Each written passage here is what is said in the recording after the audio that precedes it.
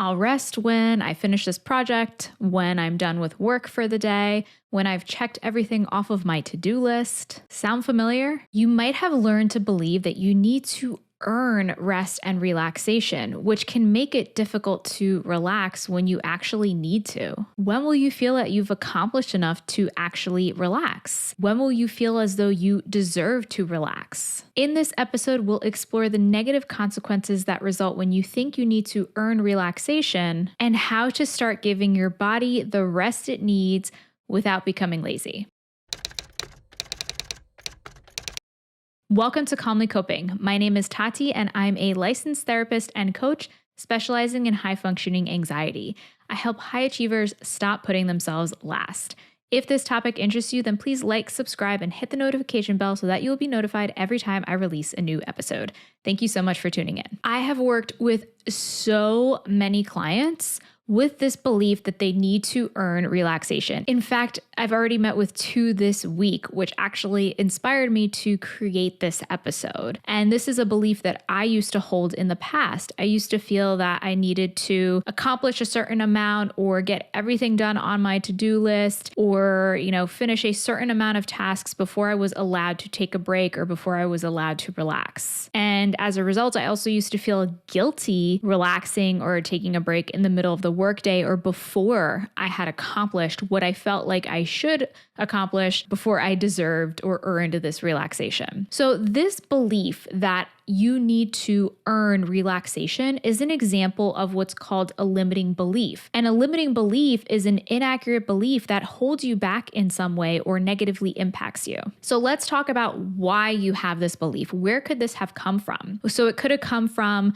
family, relatives, other adults, or individuals that you looked up to or learned from throughout your life, throughout your childhood especially. So maybe you saw the adults in your life constantly working and being very hardworking, and this was something that was important to them or necessary for them. Or maybe you saw them constantly staying busy, doing chores around the house, making meals, taking care of others, and didn't often see the adults in your life actually taking time to rest and relax. Maybe it was things that they communicated to you that if you took time to rest, then that meant that you were lazy, or you learned that it was good to be busy and be productive and get things done. And this was something that was admired. Maybe you received praise or positive feedback when you created or stayed busy or accomplished things. You could have also learned this belief from cultural norms, hearing sayings such as, "I'll rest when I'm dead," or "rest is for the weak or the lazy." These messages that are communicated through movies and TVs and people that we admire can have an influence on the way that we view ourselves and view our behaviors. Maybe you also tie your productivity to your self-worth, and you believe that you are only as good enough or as worthy enough or as valuable enough as the things that you accomplish. And you feel as though you need to continue doing things and accomplishing things and leveling up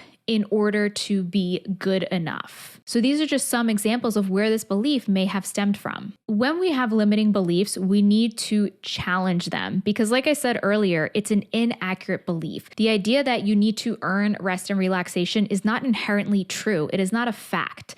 It is just something that you have internalized and believed to be true as a result. And so let's break it down and really challenge this belief.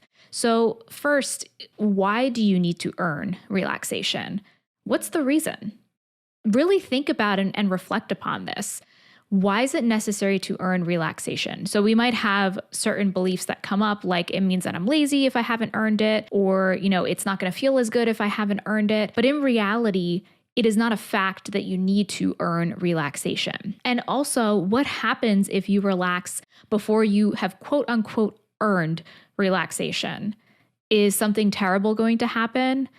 And oftentimes what can happen is more internal than external. And it's possible that you feel like other people may judge you or may look at you negatively. And even if they do, ultimately, we can't control the way that other people think about us or how they feel about us. And if those feelings come up within you, it feels uncomfortable, or it feels like you haven't accomplished enough, or you feel guilty, or you feel bad about yourself. Those are feelings that are coming up as a result of these internalized beliefs that you have. So your thoughts and beliefs influence the way that you feel. And the good news about this is that once you start to change these thoughts and beliefs, then you can influence the way that you feel.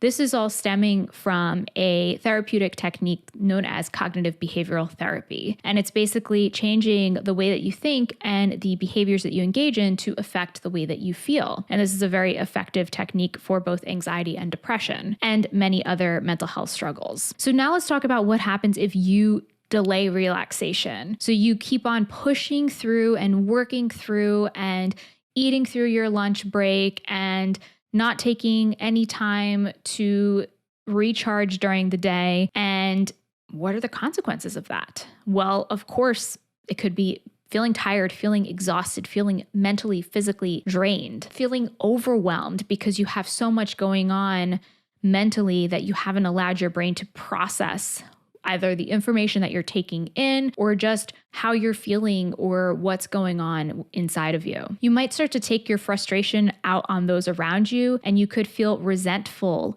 towards whatever it is that is keeping you working, whether it is towards a boss or job or towards family members if you're caring for them or whatever it is. You can turn into martyrdom, feeling like you need to sacrifice yourself because of this belief. And you might also have decreased focus, decreased ability to think clearly or make decisions. And this can also result in feeling like you need to numb yourself at the end of the day. Like you have no energy to do anything except for sitting down and vegging in front of the TV or scrolling through your phone or maybe doing both at once or having a glass of wine in order to calm your mind at the end of the day, or something else that will help you to just shut down and disconnect. This can happen because you haven't taken regular breaks throughout the day. And then when it comes to the end of the day and you've pushed yourself through, you just have no energy to do anything else. Whereas if you were taking regular breaks or resting or recharging when you needed to periodically throughout the day, then you may have more energy and focus in order to do things that you enjoy, such as hobbies or socializing or whatever else helps you feel more energized. Another way to challenge your beliefs are through positive affirmations. And so these are basically statements like, I deserve rest and relaxation, where you are replacing the limiting belief that you hold with a positive or neutral belief. This is something that I recently started offering in my community, the Calm and Ambitious community, which you can learn more about in the description or in the show notes if you're listening to the podcast.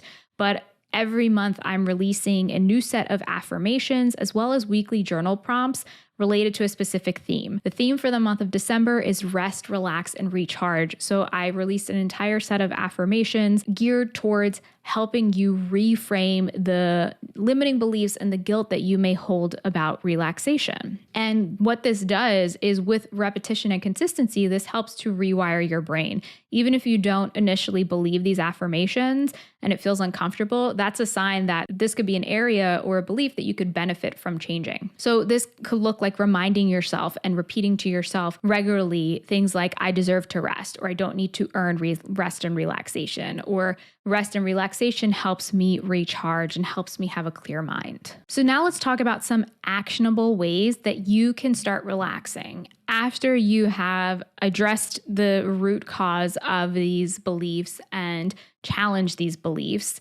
And it doesn't necessarily have to be after, it can be simultaneously with or just on your own doing these things to help you to relax. So I've mentioned this a few times, but taking regular breaks throughout the day can be huge and game changing. And it does not have to be super time intensive breaks, but anything that will help to just take you away from what you're focusing on, just give you kind of like a mental reset or a mental distance from what you're doing. This could just be going and getting a cup of tea or a drink, or taking a bathroom break, going for a walk, or having a chat with a friend or a colleague, or depending on what makes sense given the environment that you're working in, reading or watching a show you enjoy or doing a puzzle or doing something that will help to take your mind away from the work that you're doing. Another tip that can help you to relax is to listen to your mind and body. Oftentimes, our mind and our body give us signs and cues that it's time to relax, it's time to take a break. And if you're somebody who has this belief that you need to earn relaxation or you just need to get through what you need to get through, then it is so easy to ignore these signs and keep pushing through and pushing beyond your limit. Whereas if you just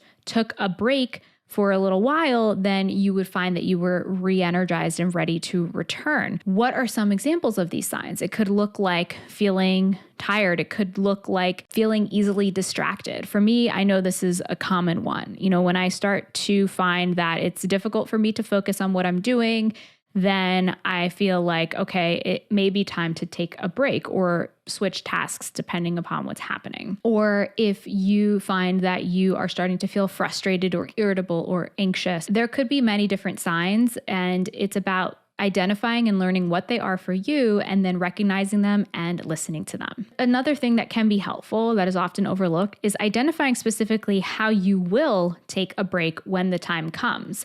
Many times people don't really identify what they're going to do, and this can take more mental energy and create decision fatigue from having to decide, okay, how am I going to take my break? But if you can identify even one or two things that you're going to consistently do throughout your break, then that will help to just make it something that becomes more of a habit and something that you don't have to think about or decide, and it will become easier to do and more automatic. And I listed some suggestions previously, and you can come up with anything. There's no right or wrong way to take a break, but just focus and reflect upon how the thing that you're choosing is going to make you feel. You may not necessarily want to take a break and scroll through the news, because that might be something that actually stresses you out more or provokes more anxiety or restlessness rather than recharging you, which is what we're aiming for. Another thing that's important when it comes to learning how to relax is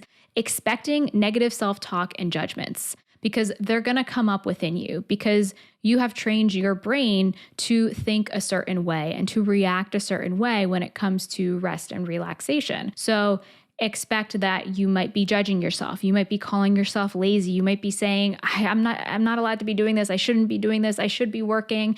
Expect and acknowledge these and then challenge them as they come up, or just kind of acknowledge them and set them to the side and focus on what you're doing in the present. This is going to be something that happens as your brain is kind of catching up to this new behavior that you're trying to create for yourself. And also be sure to congratulate yourself. Be proud of yourself for taking time to rest, for listening to your mind and body, and for taking care of yourself in general. And also notice the differences in how you feel. So do you notice that you feel different at the end of the day when you've taken time for regular breaks versus when you haven't? This can be something that you kind of conduct an experiment with and see what works best for you when it comes to relaxing and reflecting upon what you enjoy or what is most recharging for you. So if you'd like to take the next step and you would like accountability and support in taking time to relax, in caring for your mental health, in creating more work-life balance, this is exactly what I support individuals with in my private community, the Calm and Ambitious community. This is a community for individuals struggling with high-functioning anxiety, which if you're not sure what that is, I have a free quiz that you can take by going to hfaquiz.com.